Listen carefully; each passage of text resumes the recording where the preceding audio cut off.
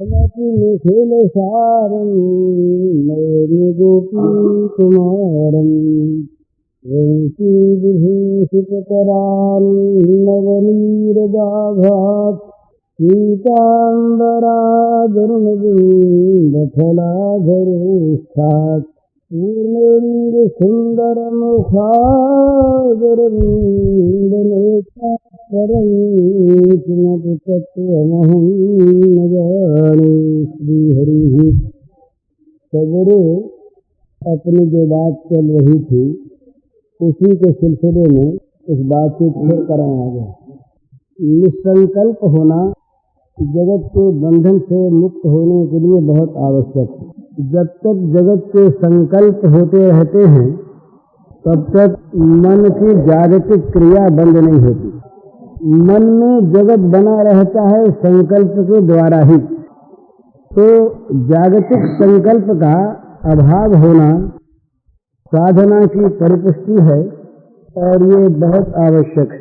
परंतु कहना तो सहज है, सर्व संकल्प का हम संन्यास कर दें, सारे संकल्पों का हम परित्याग कर दें, हमारा मन संकल्प रहित हो जाए, मन में किसी प्रकार की कोई कल्पना उठे ही नहीं, ये है बड़ी बढ़िया बात और होनी चाहिए ही। परंतु मन का निसंकल्प होना सहज बात नहीं। इसलिए दूसरा एक तरीका ये कि संकल्प होते रहे। संकल्पों से पुष्टि करने की आवश्यकता नहीं। संकल्पों से लड़कर संकल्पों का निवारण करना बड़ा कठिन होता है। भला वो लड़ने के संकल्प उठने लगेंगे, फिर यति समाज ध्यान धरें, डरे हुए भारी लोभ मोह कोह काम के। यति समाज त्यागी समाज भी रातों जागते हैं, क्रोध काम मोह लोभ कहीं ना आ जाए, इसीलिए उनको और कुछ नहीं करना। तो संकल्पों के निरसन के लिए, संकल्पों के अभाव के लिए संकल्पों की सृष्टि करनी पड़ेगी। संकल्प बंद नहीं होंगे तो संकल्पों से लड़ना छोड़ दे। जो लड़ सकते हैं बहादुरी के साथ, उनका निषेध नहीं है, बड़ा सुंदर लड़े, पर सीधा रास्ता दूसरा उससे कि संकल्पों से लड़ना छोड़ दे, संकल्पों का विषय बदलने की चेष्टा करे। जगत के स्थान में भगवत संकल्प करे। ये भगवान का लीला गुणानुवाद श्रवण मनन पठन किस लिए? क्या व्यास जिन्होंने वेदों का विभाग किया, जिन्होंने ब्रह्म सूत्रों की रचना की, जो ब्रह्म सूत्र सभी प्रकार के वेदांत संप्रदायों के आदर्श हैं, उन्हीं को लेकर सारी साधनाएं आगे चलती हैं। सिद्धांत का निरूपण वहीं से होता है। वो व्यास क्या इतने निकम्मे बैठे थे कि वेदांत का परिशीलन छोड़कर वे लीला कथा का गान करें? क्या नारद इतने वाहियात आदमी जो व्यास को शांति प्राप्त करने के लिए लीला कथा का गान करने का अनुरोध करें? व्यास अपने को अशांत पाते हैं। संकल्पों का परित्याग व्यास में स्वाभाविक माना जाता है, क्योंकि व्यास भगवदावतार है, वेदांत सूत्र के निर्माता हैं। व्यास में संकल्प क्यों हो? तथापि चाहे लीला से ही हो, व्यास अशांत होते हैं। नारद कहते हैं कि आपको शांति इसीलिए नहीं मिली कि आपने निरूपण किया ज्ञान विज्ञान का, परंतु भगवत लीला रस का मधुर मधुर पान न किया न कराया, इसलिए आपका चित्त अशांत है। तो व्यास, नारद और सुखदेव जो वेदांत में परिनिष्ठित हैं, जो ब्रह्मविद वरिष्ठ हैं, जिनका इतना महान त्याग, जिनकी इतनी महान उपरति, जिनको तमाम विश्व में केवल ब्रह्म के सिवा दूसरे का बोध नहीं, स्त्रियां नहा रही, उधर से निकले सुखदेव जी, स्त्रियों ने वस्त्र पहनने की आवश्यकता नहीं समझी, निकल गए। व्यासदेव पुत्र सुखदेव के विरह में कातर होकर उन्हें ढूंढने के लिए निकले, दौड़े। उसी सरोवर के पास से निकले, देवियों ने देखा दादा व्यास आ रहे हैं, तो चटपट उन्होंने निकलकर अपने अपने वस्त्र पहन लिए। व्यास समीप आए। व्यास ने पूछा, बेटियों, अभी सुखदेव गया इधर से, तो तुम लोग ऐसे ही नहाती रही, और मैं आया, तुमने वस्त्र पहन लिए। तो मानो उन्होंने कहा कि आपने कहा बेटियों कहा ना, तो आपको ये पता है कि ये स्त्रियां हैं, ये बेटी कैसे कहते? पर सुखदेव को बेटी बेटे का कुछ पता नहीं, वो वृक्ष है या आदमी है ये उन्हें पता नहीं। तो जिसके सामने कोई भी वस्तु अपना स्वरूप नहीं रखती बाहरी, उसके सामने कपड़ा पहनो तो क्या, न पहनो तो क्या, आपको महाराज ये पता है। इतने वेदांत परिनिष्ठित सुखदेव, वो महाराज भागवत गान सुनकर लट्टू हो गए। सुखदेव लौटे कैसे? अरण्य में जाकर सुखदेव बस गए, वापस लौटते नहीं। सुखदेव को लाया कैसे जाए? तो भगवान व्यास ने युक्ति की, चला वला करके आपस में शिष्यों को भेजा। भागवत के दशम के कुछ चुने हुए वर्रा पीरम नटवर वपुः कर्णयो कर्णिकारम, ये भगवान के सौंदर्य माधुर्य के प्रकाशक मधुर शब्दों को लिए हुए जो रचना भगवान व्यास की, जहाँ 2-3 श्लोक गाए गए अरण्य में, और जहाँ वो कान में पड़े सुखदेव के, सुखदेव उनके पास आगे, बोले क्या गाया, फिर सुनाओ जरा। फिर सुनाया, बोले ये अमृत कहाँ है, कहाँ से लाए? बोले ये तो व्यासदेव के पास, पिताजी के पास। चलो यही सुनना है, यही पढ़ना। सुखदेव की ये दशा है। तो इससे ये समझना चाहिए कि सुखदेव, व्यास, नारद, वशिष्ठ ये ऐसे अरे गहरे लोग नहीं थे जो किसी बहुत ऊंची चीज को छोड़कर नीची चीज की ओर चलें और नीची चीज जगत को दें, ऐसी बात नहीं। बल्कि ये तो ऐसी चीज है जो उन लोगों को भी सुख देने वाली, आनंददायिनी।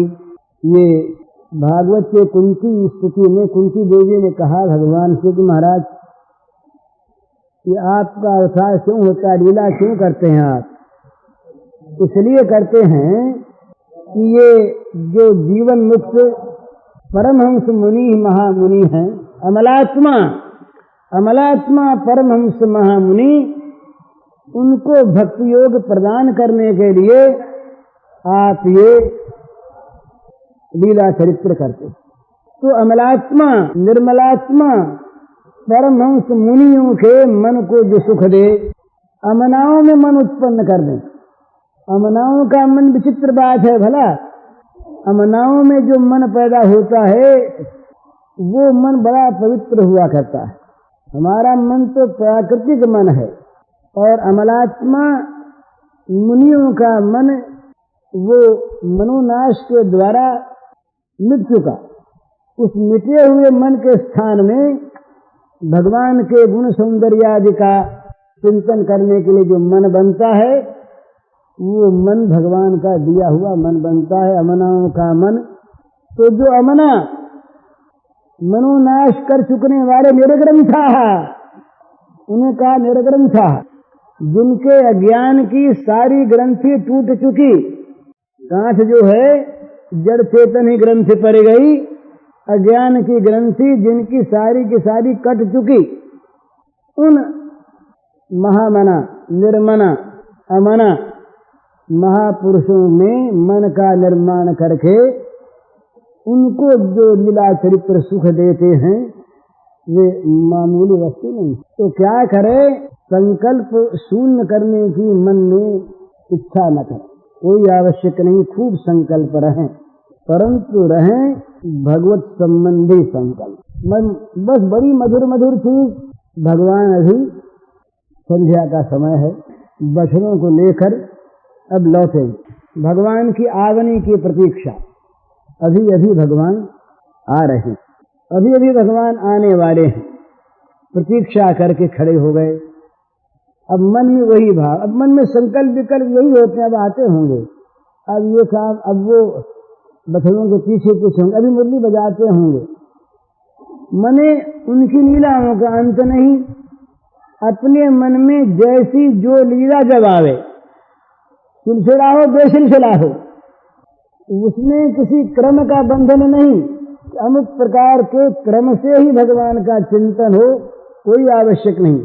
सीधी चीज ना, जब जैसे मन में आवे भगवान की लीला के प्रसंगों का संकल्प विकल्प मन में होता रहे, कभी ये कभी वो, और फिर मन में ये भी आ जाएगा, हम भी खेलें, हमको भी बना ले। ये महाराज साधना की बात है, कहें कि नहीं पता नहीं, पर ऐसी एक चीज है निकुंज साधना की एक बात, इसको मोटे रूप में कह देना है। निकुंज साधना में क्या करना पड़ता है? संकल्पज देह का और सेवा का निर्माण होता है पहले। तो संकल्प क्या करना पड़ता है? भगवान के मंडल में निकुंज का जो मंडल है बड़ा विस्तृत है और उसके बहुत स्तर हैं। उनमें एक मंजरी मंडल है। अब वो मंजरी जो हैं उनका बड़ा ऊंचा भाव है, उनमें निज सुख का सर्वथा अभाव है। वे केवल और केवल श्री राधा माधव का सुख संपादन करने में ही लगी रहती हैं, अपने लिए कुछ। तो उन मंजरियों में से किसी एक को भाव राज्य में भाव से आचार्यत्व पद पर वर्ण करे, गुरु माने, और अपने को संकल्प से किसी मंजरी देह में ले जाए, मंजरी कल्पना करे। और मंजरी कल्पना, उसके रूप रंग इत्यादि की बहुत सी बातें वो यहाँ कहने के नहीं। मंजरी कल्पना करे, मंजरी कल्पना करके उक्त गुरु मंजरी के साथ सेवा में हिस्सा मिले, इसकी प्रार्थना करे। और वो प्रार्थना उस भाव राज्य में ही संकल्प से जब स्वीकार हो जाए तब सेवा आरंभ करे। पहले बाहर की सेवा कोई प्राप्त होगी, कहीं बाहर निकुंज के बाहर कहीं झाड़ू वाड़ू लगा दिया जाए, कहीं कुछ कंटक साफ कर दिए जाए, कभी पीकदानी को लेकर के फेंक दिया जाए। तो महाराज आप बड़े लोगों की बात नहीं है, जो बड़े ज्ञान पर निष्ठित हैं उनके लिए ये चर्चा नहीं, ये तो पागल लोगों की चीजें हैं। तो यूं करते करते क्या होगा, उसको मंजरीत्व प्राप्त होगा। पहले कल्पना राज्य, पश्चात भाव राज्य में। इसके बड़े शास्त्र हैं, एक रासोल्लास तंत्र है, इसमें बड़ी विधि है। और केवल विधि से काम नहीं चलता, विधिवत साधना में प्रवृत्त होना पड़ता है। तो फिर क्या होता है कि मंजरी देह की प्राप्ति हो जाती है। तो कल्पना मंजरी, भाव मंजरी, फिर मंजरी देह की प्राप्ति, इस देह के रहते। तो वो क्या होता है, फिर इसी देह में रहते हुए कभी कभी जब ऐसी तीव्र इच्छा हो तब, या जब वहां से आज्ञा हो तब, इस गुरु मंजरी का अनुकरण करते हुए जो सेवा बताई जाए इस सेवा में वो नियुक्त हो जाता है साधक। और फिर होते होते होते मंजरी के साथ उसके प्रवेश का अधिकार होता है। ये निकुंज प्रवेश का अधिकार मामूली चीज नहीं है। ये जहाँ, ये तो ब्रज की बात, जो पुरियों का अंतःपुर है उसमें भी सबका प्रवेश का अधिकार नहीं। जैसे मथुरा, द्वारिका, अयोध्या इत्यादि ये भगवान की लीला पुरियां हैं। ब्रज तो वन है, गोष्ठ है, वृंदावन है। यहाँ तो निकुंज के दो प्रकार हैं, धातु निर्मित, रत्न निर्मित निकुंजें भी हैं, और बहुत निकुंजें यहाँ पर लता पुष्प पत्र निर्मित ही। तो यहाँ का तो अधिकार बहुत कठिन, पर वहाँ के पुरियों के अंतःपुर में भी प्रवेशाधिकार नहीं।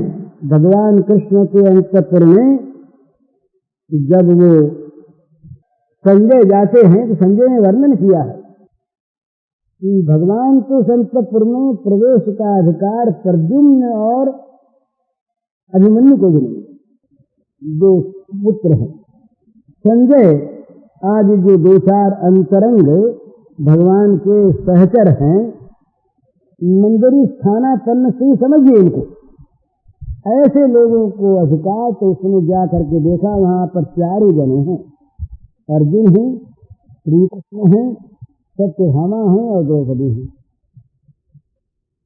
तो निकुंज में प्रवेश का अधिकार हर एक को नहीं होता। तो इसमें प्रवेश का अधिकार जिस मंजरी देह से प्राप्त हो जाता है, वो इस वैष्णव साधना में बहुत ऊंचा आसन, ऊंचा उसका क्षेत्र मान लिया जाता है। भगवान के निकुंज में मंजरी भाव से जिसका प्रवेशाधिकार हो जाए, तो ये इस सिलसिले में कह दिया बात केवल सांकेतिक कि संकल्प का परित्याग करने की आवश्यकता नहीं। भगवत लीला संबंधी संकल्प, और उनमें सर्वोत्तम निर्दोष लीला है भगवान का बाल चरित्र। भगवान के प्राकट्य से लेकर गोवर्धन उठाने तक का जो ये बाल चरित्र है, ये सर्वथा निर्दोष, सबके काम की चीज, घर में देखी हुई अपने बच्चों की क्रीड़ा, उसी को भगवान ने देख ली, कुछ करना कराना नहीं दिखे, और इसका संकल्प होने लगे। तो क्या होगा कुछ दिनों बाद, ये करके देखने की चीज है, ये पर करके वही देख सकता जो करना चाहे। जो केवल सुनकर कौतूहल से बोले हम करेंगे, अरे आप करवा दो, ऐसे कहने वाले सबसे अधिक मिलते हैं। तो हम करवा दो, हमें न करें अपने लिए, हमारे में अगर करवाने की शक्ति हो तो हम करें अपने लिए। तो ये सब फालतू टालने के बाद जो करना चाहता नहीं और चालता है। तो यदि मन में पैदा हो जाए आकांक्षा तीव्र, तो ये सीधी चीज, घर में देखी हुई चीज का हम भगवान के साथ संबंध जोड़ में नहीं जोड़ सकते। फिर क्या होगा कुछ दिनों बाद करके देखने वाले, इसलिए मैंने कही कि हमारे बिना चीते, हमारी बिना कल्पना के अकल्पित कभी मन में आई हुई लीला नहीं। इस प्रकार की लीला चलते फिरते, उठते बैठते जागते सोने की बात नहीं, हमारे मनों में आने लगेंगी। ध्यान करना नहीं पड़ेगा, वो लीला के दृश्य सामने आने लगेंगे जबरदस्ती, पर आने लगेंगे उनको जो उनको पकड़ना चाहे।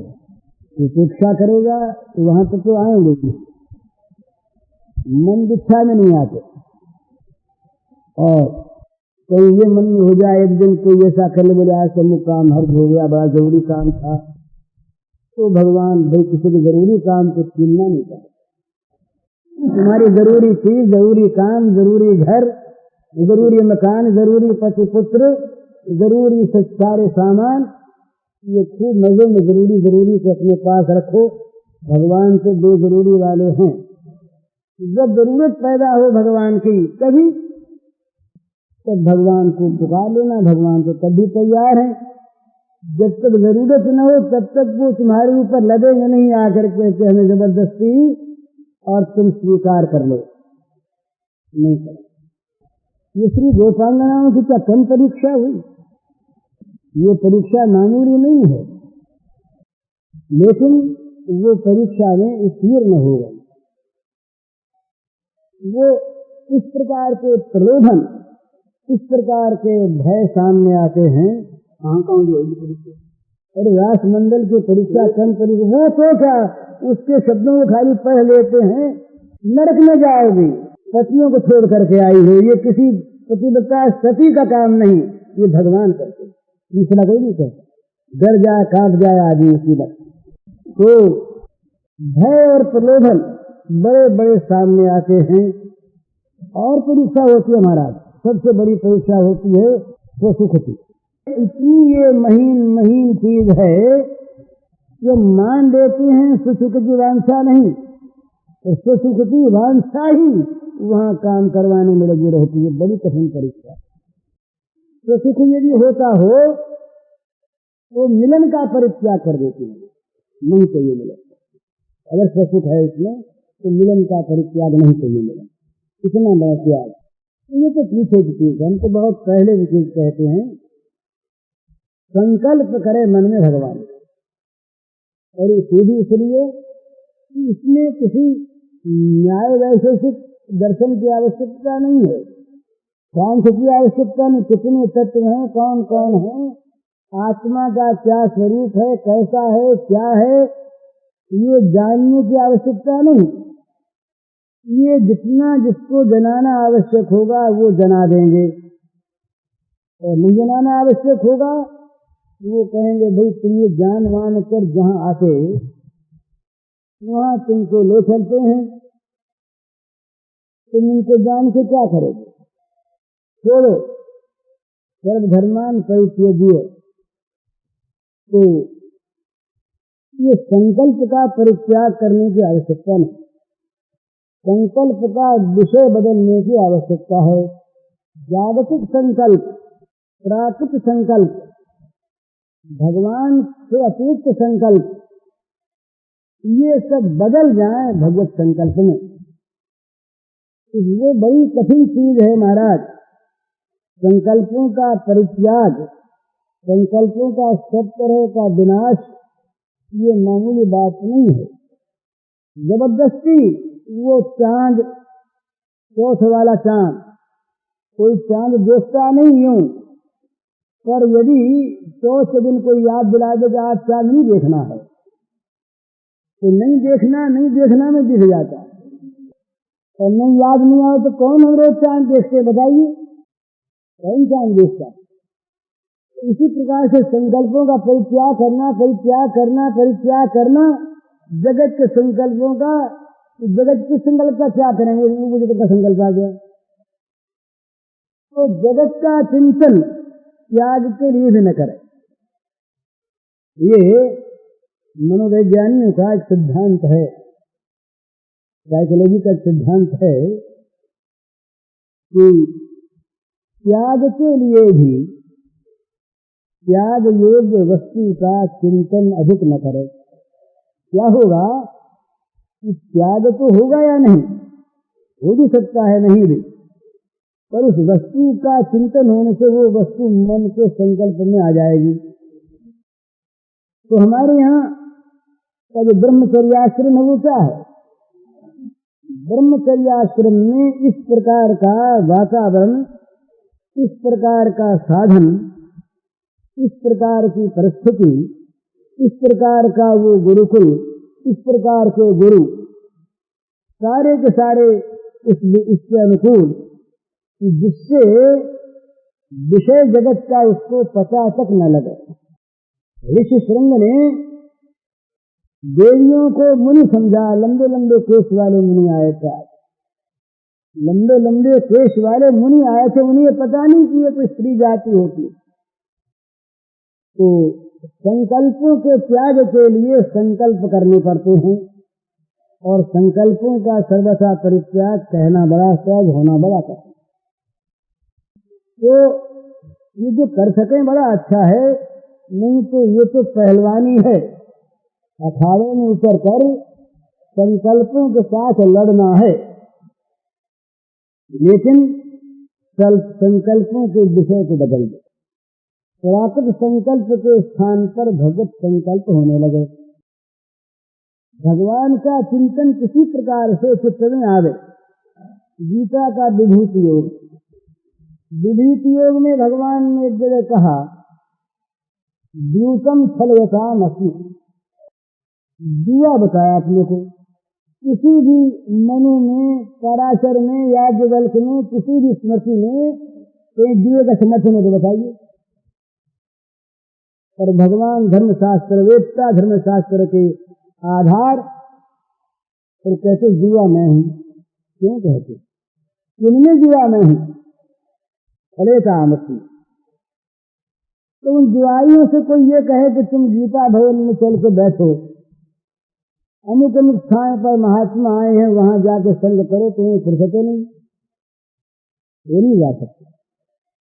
तो बोले भैया एक काम करो, जुआ खेलते हैं ना? बोले खेलते हैं। पासे फेंकते हो? बोले फेंकते हैं। बोले प्रत्येक पासे में करो जुआ भगवान, ये भगवान, ये भगवान, ये भगवान। भगवदाकार वृत्ति हुई तो जुआ ठीक है, करना तो यही है ना। भगवदाकार वृत्ति होनी चाहिए। तो जुआरी की वृत्ति भगवदाकार गीता पाठ से कैसे? गीता कहाँ से मिलेगा? ये दान संग करने नहीं आएगा, मंदिर में जाएगा ही। सबको मिलना चाहिए ना। नदी के समुद्र के मछुओं ने कहा महाराज हमारी बुनियाद के लिए भी विधान है, गजा नाम मकर में बड़ी सीधी थी। नदी में नाव खेते हो ना, खेते हैं, मछली पकड़ते हो? हाँ मछली पकड़ते हो, ये तो काम है। तुमको भगवान मिलना चाहिए तो मिलना चाहिए। अब उनके पास वो ज्ञान कहाँ, विज्ञान कहाँ, वो सूक्ष्म बुद्धि कहाँ जिससे ब्रह्म का दर्शन हो सके। मंदिर में तो कुछ जाने न दे उनको, तो क्या करे? तो कहा भाई तुम एक काम करो, मगरमच्छ को भगवान समझ लो। जो सबसे बड़ा जंतु यहाँ पर है जल में, तुम समझो ये भगवान, तो मगर भगवान, ये मकर भगवान, ये मकर भगवान, मकर भगवान। अब भगवान को जहाँ चित्त की वृत्ति में पकड़ा, भगवान की आवृत्ति चित्त से होने लगी, कोई वस्तु कोई स्थान भगवान से खाली नहीं। तो संकल्प में भगवत संबंधी विषयों को लाने की चेष्टा करें, और वही विषय सीधी थे इंद्रियों में आने वाले भगवान का सौंदर्य माधुरी, इसका संकल्प करे। बड़ा सुंदर भगवान का मधुर, जैसा जैसा अपने मन में आवे उसी प्रकार के भगवान के सौंदर्य की, भगवान के रूप की कल्पना करे। उस कल्पित रूप को अपने मन में बार बार देखे। उस रूप में मन न लगे तो उसकी लीला देखे। अरे खेल ही रहे हैं, डंडे गुंडी खेल रहे हैं, आंख मिचौनी सखाओं से खेल रहे हैं, कोई बात नहीं, भगवान खेल रहे हैं, भगवान सखाओं के साथ खेल रहे हैं। ये जो भगवान है ये ऐसी ठोस चीज है महाराज, और चीज के समय तरल है ही नहीं, उड़ने वाली चीज, केवल हवा भरी है। और भगवान है सॉरी बड़े ठोस है, तो भगवान को भरने लगे हवा अपने आप में करने लगे कि भगवान भर गए, हवा रहेगी नहीं। किसी में हवा भरी हुई है और निकलती है नहीं, कोई ऐसा गोला है, ऐसा बर्तन है, तो इसमें हवा को निकाले कैसे? ऐसी हवा है कि ये हवा किसी फेफड़े में निकलती बद्ध मील हो गई, तो इसमें शीशा भरना चाहिए पहले। जितना जितना शीशा भरेगा फिर उतनी हवा की जगह हो जाएगी। शीशा भर गया, बचे हवा से खाली हो गए। तो जगत को निकालने की आवश्यकता नहीं, मन से भगवान को भरना शुरू कर देता। भगवान भर में इतना निकलेंगे नहीं, भगवान को पकड़ना आता, छोड़ना आता, पकड़ना जानते, छोड़ना नहीं जानते। जितने भर गए, जितना भगवान ने ले लिया, जो उनके अधिकार में आ गया उसको सदा के लिए मालिक बन। इतना तो हमारा हो गया, बात ये तुम अपना देख। तो इसलिए भगवत संबंधी संकल्प जितना जितना जैसा मन में आवे उसी प्रकार का करता रहे, तो क्या होगा? भगवत संकल्प में मन हो जाएगा। मन जो है ना, ये उसमें मैंने कहा था मन बेचारा गाय है। मन में एक बड़ी सुंदर स्थिति मन में है, मन की है, ये सदाकार होना जानता है, और जिसमें लगाया जाता है उसके आकार का बन जाता है। ब्रह्माकार भी, विषयाकार भी, क्रोधाकार, कामाकार, लोभाकार, न मालूम किस किस आकार का मन बन जाता है। तो गाय जहाँ बंधी होती है, चाहे वो बड़ी खराब जगह में बंधी है, तो चाहे बड़ी अच्छी जगह बंधी है, जहाँ बहुत दिन बंधी रही वही उसका मन रंग जाता। और फिर उस गाय को कहीं जंगल भेजो तो शाम को उस गाय को रस्सी बांध के वहीं लाने की आवश्यकता होती, वो अपने खूंटे पर अपने आप चली आती है बंधने के लिए। क्यों? कि गाय का मन वहां उसी आकार का बन गया। अब उस गाय को हमने दूसरे अच्छी गौशाला में बांधना चाहा, गौशाला बदलना चाहा, और गौशाला इससे अच्छी है, सुंदर है, मच्छर वच्छर नहीं है वहां पर, गंदगी नहीं, पर गाय को आप वहां ले जाइए, पहले गाय भाग के खड़ी नहीं आ जाएगी। और कोई गाय तो देश में रास्ता तोड़ के आना चाहेगी वहां का, क्योंकि यहाँ उसका मुंह रंगा हुआ। तो कुछ दिन आप वहां बांधे रखिए और खाने पीने को अच्छा दीजिए, और वहां का स्थान तो अच्छा है ही, जहाँ उसका मन उसमें रमा, कि जैसे इस समय यह और सबको भूले हुए एक जगह में आ सकता है, उसी प्रकार उसमें हो जाएगी। इसी प्रकार ये मन जहाँ सदाकार हो रहा है जगत में, उस जगत के स्थान में से इसको हटाकर पहले खूंटा तैयार कीजिए दूसरा, नहीं तो बांधें कहाँ, खाली खोल ही दी तो भटक भटका कहीं आ जाएगी। खूंटा तैयार दूसरा हो, सुंदर हो, सुखद हो, उस खूंटे में ले जाके बांध दीजिए, अच्छा खाना दीजिए, वहां रम जाएगी। इसी प्रकार जहां भोगों में चढ़ा के भगवान में लगाए। अभी तो ऐसा है ना, कितना हमारा ये बुरा अभ्यास है, भोगों में दुख पद पद पर अनुभव होता है, तभी हम उन्हीं की ओर जाते हैं। हमारा ऐसा अभ्यास हो गया कि बुरा कटु अनुभव होते हुए भी उसी ओर हम जाते हैं, लेकिन वो मजा आया नहीं, उसका जरा सा मजा इसको चखा दिया जाए तो भगवत संपर्क के संकल्प करने से ये मजा अपने आप आने लगेगा। चित्त चाहता शांति, चित्त चाहता आनंद, चित्त चाहता है द्वंद्व रहित सुख, माने जिसमें दुख मिला हुआ न हो, ऐसा सुख चित्त चाहता है। ऐसा सुख आत्यंतिक नित्य पूर्ण सुख ये सिवा भगवान के और कहीं है नहीं।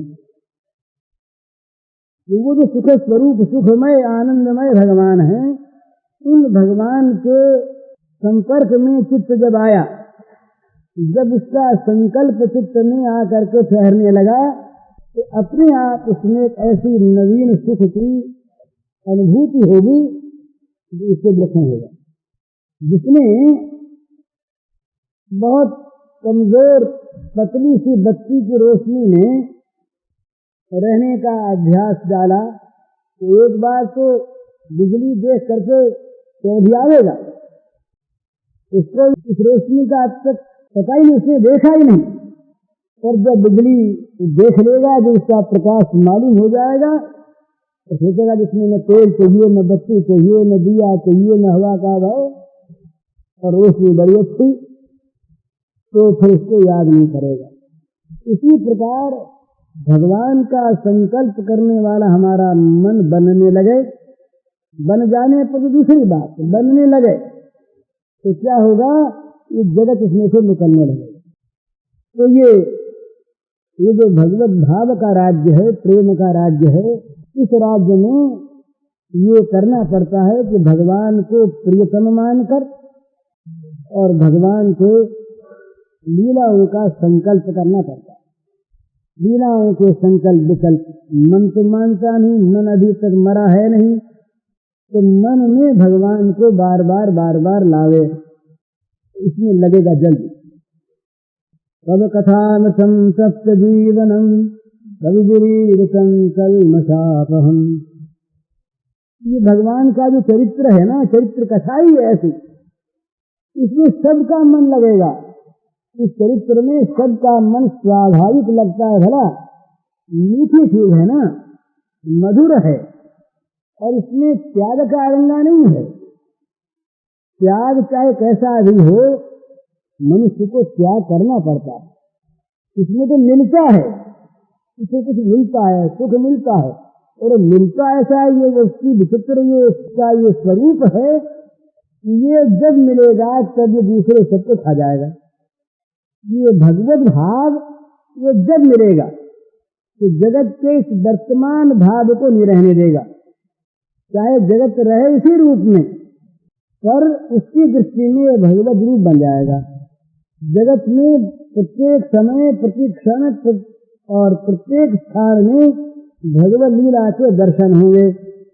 सब जगह भगवान खेल रहे हैं, सब जगह भगवान का लीला विलास हो रहा है, सब जगह भगवान का लीला विहार हो रहा है।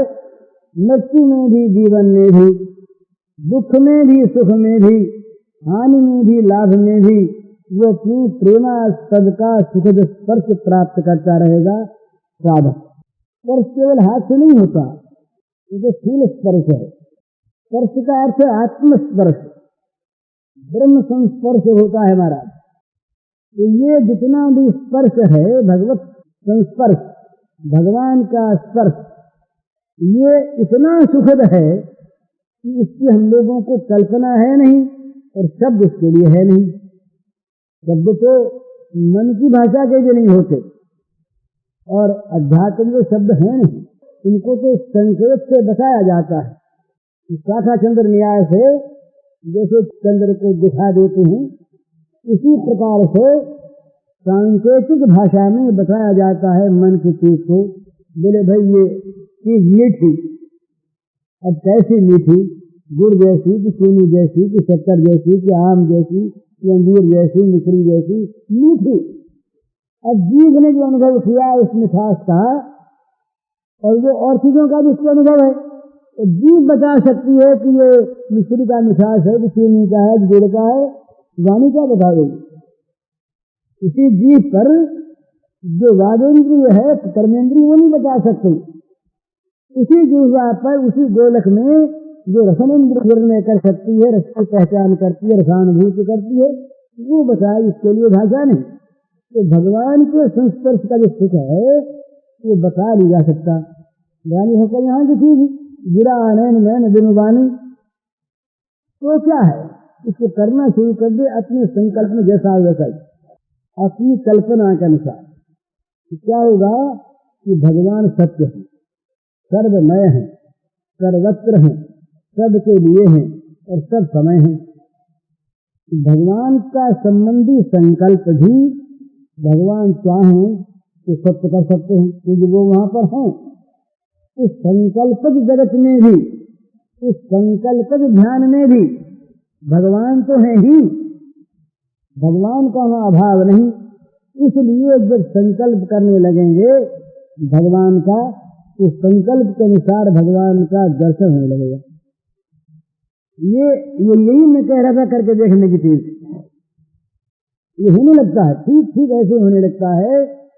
और जहां इसमें और आनंद आया विशेष, उसके बाद फिर मन वहां से हटेगा नहीं, फिर वहां उसके लिए त्याग सहज हो जाएगा। इस त्याग जो है ना, इसीलिए कठिन है, इसीलिए त्याग करने में हमको जोर आता है, कठिनता पड़ती है कि हम जिस वस्तु के लिए त्याग करते हैं इसका महत्व हमारी दृष्टि में इस त्याग करने वाली वस्तु की अपेक्षा बहुत अधिक नहीं। वो वस्तु यदि आवश्यक हो, वो वस्तु फ्री की बात तो अलग रही, आवश्यक भी हो तो उसके त्याग हो जाता है। बोले वो घर में दाल नहीं है, दाल लानी, रुपया ले जाएंगे, दाल पल्ले में डालेंगे, रुपया फेंक देंगे उसके पास। रुपये का त्याग होने में कठिनता होती है क्या बताइए? दाल जो कही, दाल बदले में मिल गई तो रुपये का परित्याग करने में कोई कठिनता नहीं। बोल ठीक ले आया, सस्ता लाएगी, और आवश्यक चीज की और कहीं मिलती नहीं, हमें एक दुकान पर से ले आए, रुपया था ही, 5 रुपये फेंकने में कोई भी किसी को दिक्कत होती है क्या? पर रुपया को छीन ले और बेकाम की वस्तु में रुपया खर्च कर दें, तो पश्चाताप होता, बड़ी भूल के भाई हमने धन खर्च कर दिया। तो भगवान की आवश्यकता और भगवान में प्रियता तो दो हो जाए तब तो कोई बात ही नहीं। प्रियता तो सर्वोपरि, प्रियता होने पर तो एक नई चीज पैदा होती है, वो होती है भगवान के मन का निर्माण। उस प्रेमी के लिए भगवान मन का निर्माण करके उसके साथ मिलना चाहते हैं। ईश्वरंत मनस्ते भगवान पुकारात्रे ही सर्वे फुल्ल मल्लिका विचरन्तु मनश्चक्रे युग माया में पात्रता है, विचरन्तु मनश्चक्रे। भगवान स्वयं रसास्वादन करना चाहते हैं।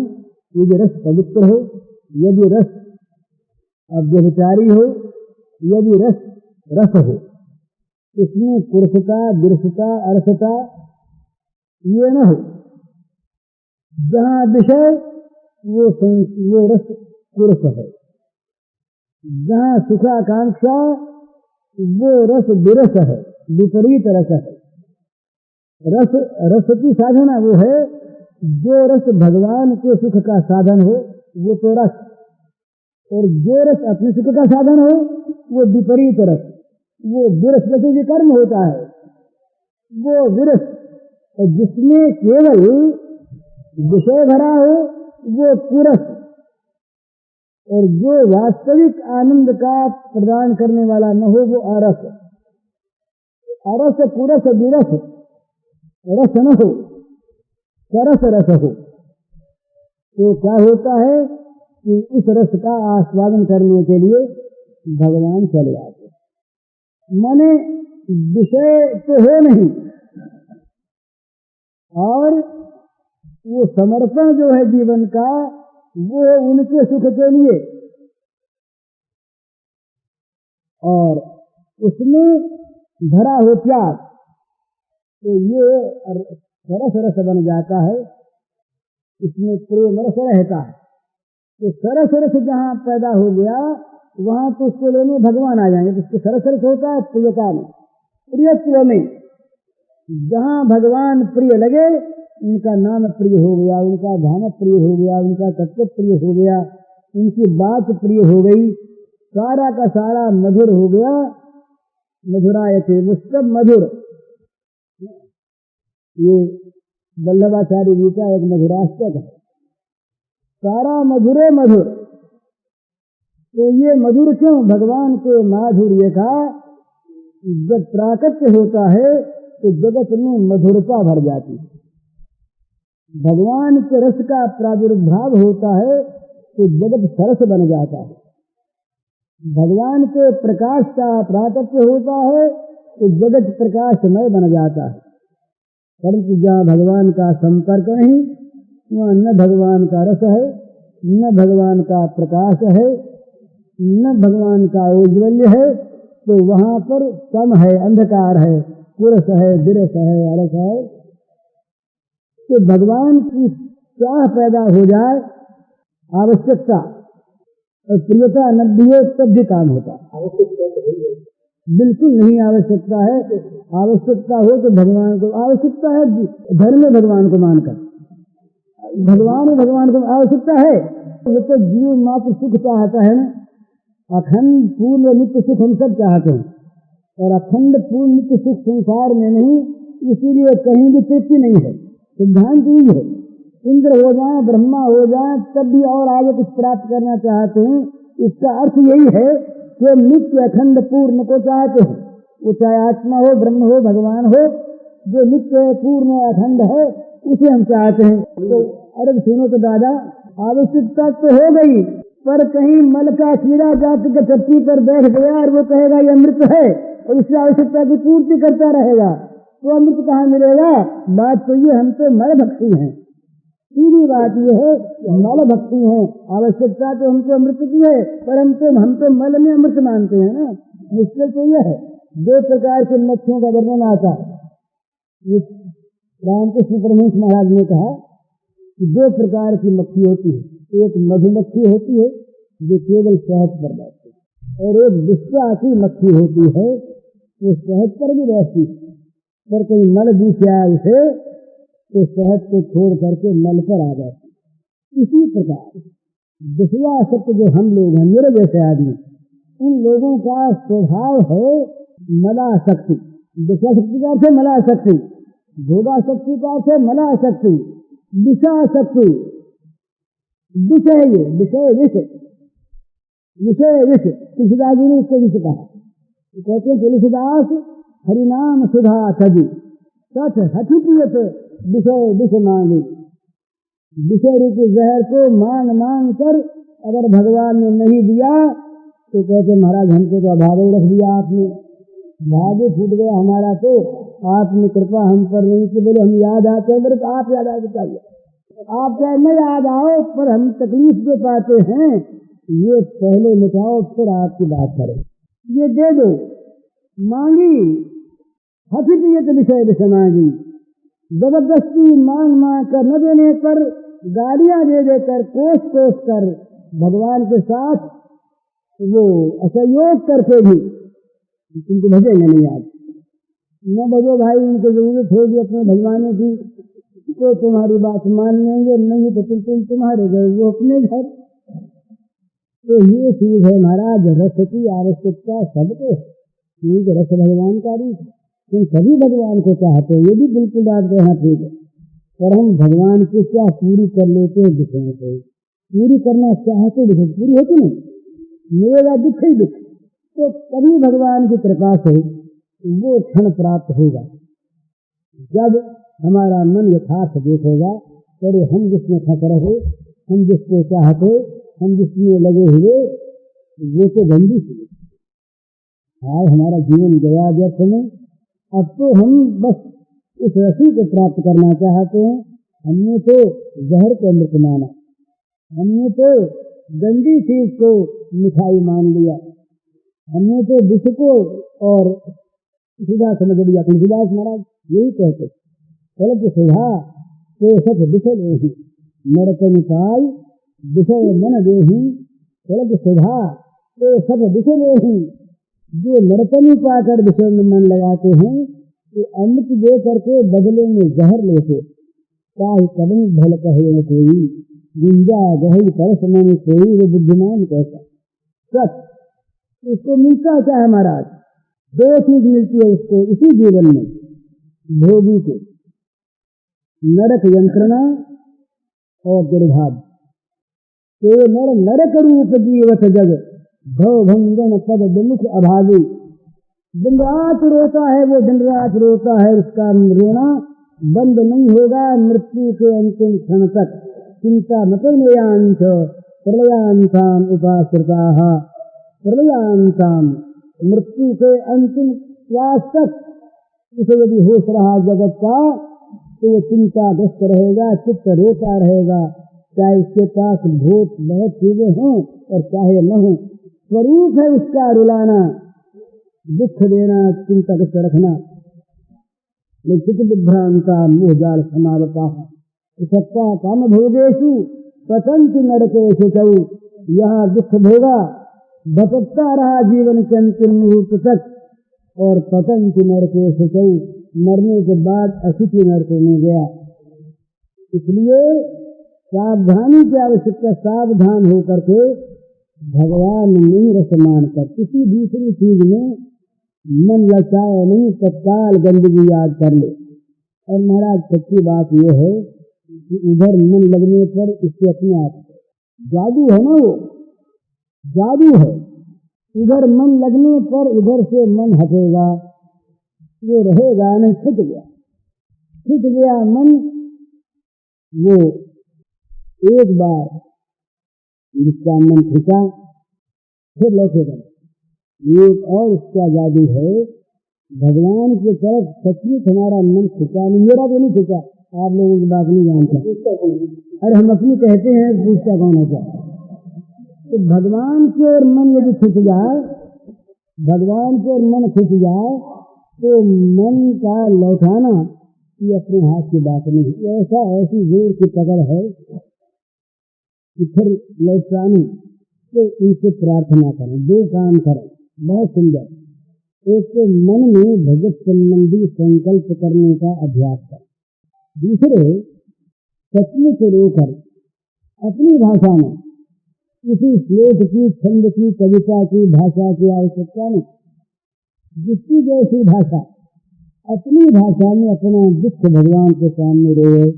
ये कहे कि मेरे को जगत के संकल्प आ रहे हैं, जगत मन में भरा जा रहा है, रात दिन जल रहा है।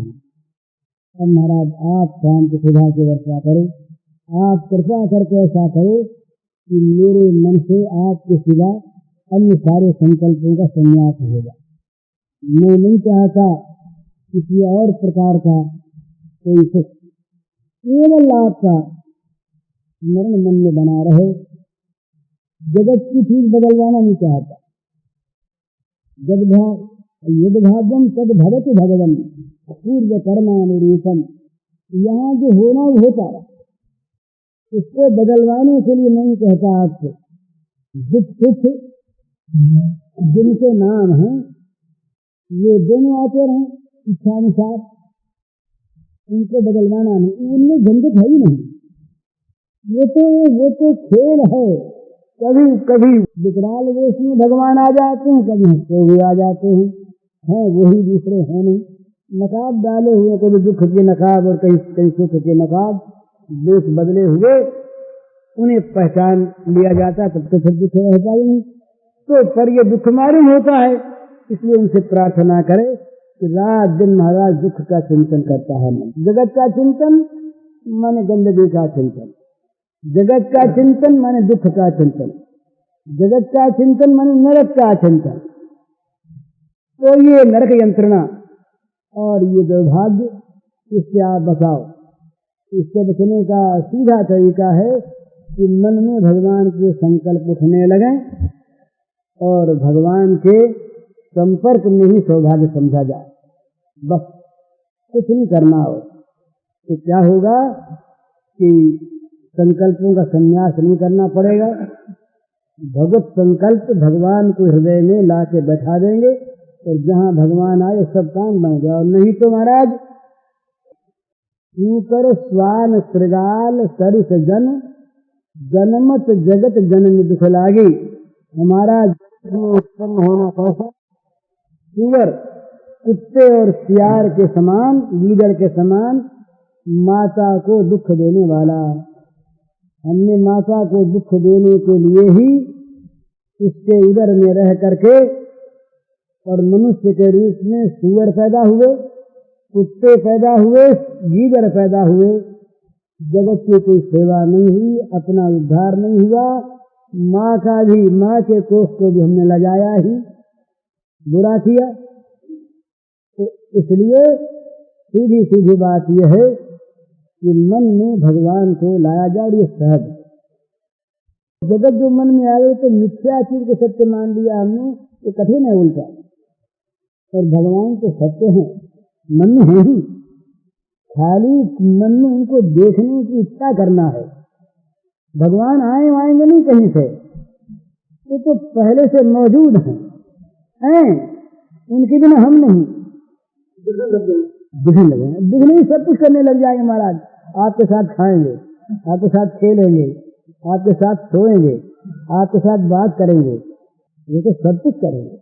परंतु होते हुए भी हम अंधे बने हुए हैं, नहीं देखते उनको। भगवान से प्रार्थना करें कि वो हमारी आंख खोल दे और हम देखने लगे। हरिओम सत्य।